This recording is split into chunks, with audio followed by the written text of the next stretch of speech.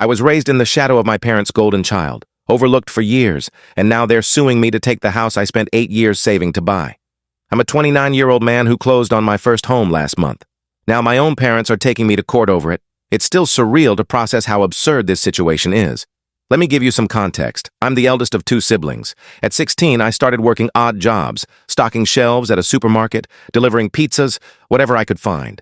By 18, I was financially independent. I bought my first car, a beat-up 1998 Honda with 200,000 miles, for $800 from my savings.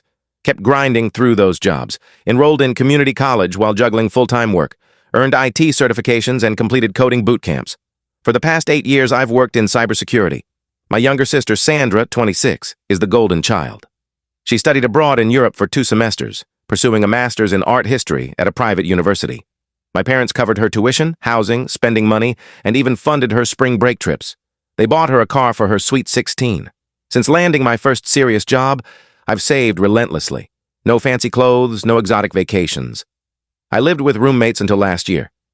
Last month, I finally bought my dream home, a 3-bedroom, 2-bath house with a beautiful backyard. It cost $385,000. I put down 20%, $77,000 from my savings. Secured a solid mortgage rate. 2 days after closing, my dad texted me, "We need to discuss the house. Call me now." I thought maybe they wanted to visit, so I called. I was dead wrong. Dad said, "Son, we've talked as a family and we think it's only right that Sandra gets the house." I was floored. "What are you talking about, Dad?" He continued. "Her student loans are a burden. Rent in the city is too high. You're doing well. You can easily buy another house." I thought he was joking, so I laughed. He wasn't. Then Mom called, saying, "It's time to give back to the family after all we've done for you. Your sister needs stability." I shot back, "You paid for her entire education. I saved for 8 years to buy this house." Mom replied, "Families help each other, don't be selfish." The call went downhill from there. When Dad started yelling about my duty to the family, I hung up. A week later, I was served legal papers. My parents were suing me for my house. Their lawsuit claims I owe them for raising me, estimating the cost at $300,000.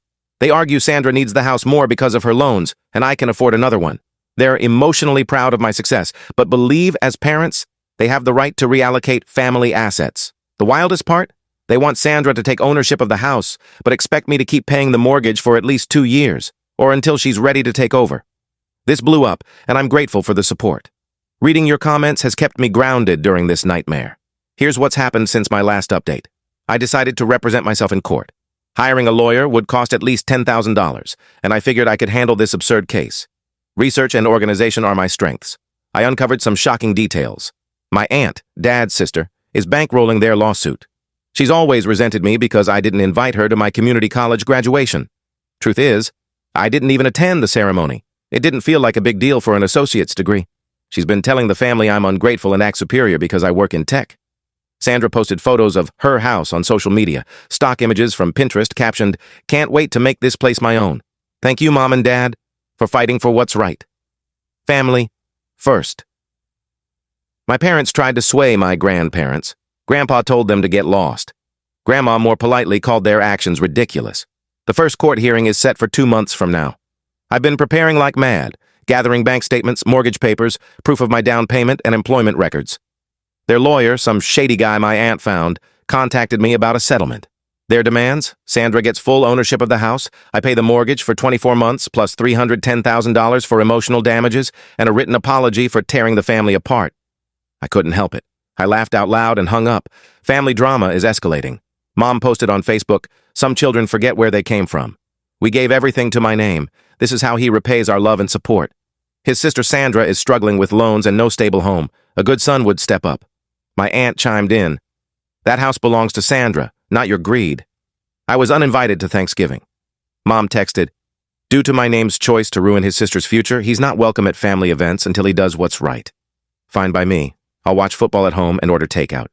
I just got back from court. This was unreal. I showed up early, dressed sharply with a folder full of documents.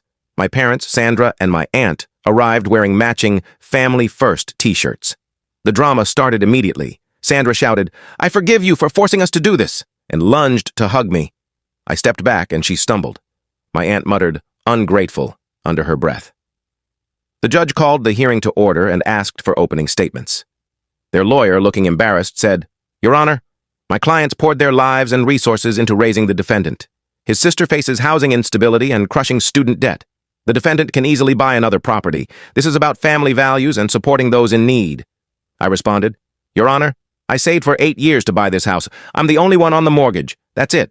The judge, looking curious, asked their lawyer to present their case.